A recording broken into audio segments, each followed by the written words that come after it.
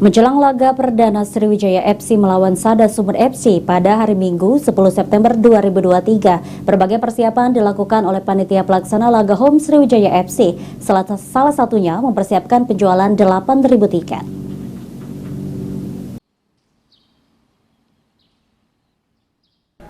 Menjelang laga perdana Sriwijaya FC melawan Sada Sumut FC pada hari Minggu 10 September 2023, berbagai persiapan dilakukan oleh manajemen Sriwijaya FC, salah satunya persiapan dari segi pengamanan dan penjualan tiket.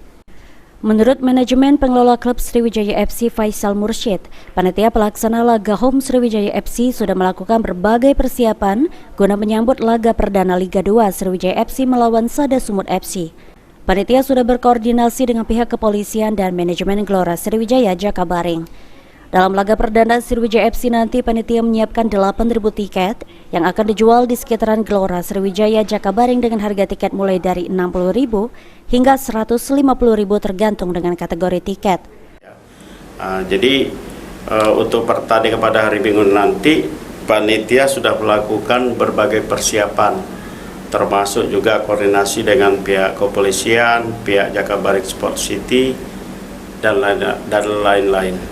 Gitu. Untuk tiket penjualannya Pak seperti apa? Ya, kalau untuk tiket nanti kita akan menjual tiket di stadion, di perimeter luar itu kita akan tempatkan booth di sana untuk penjualan tiket. Nah, untuk harga tiket sendiri kita sudah menetapkan bahwa harga tiket ini ada beberapa kategori.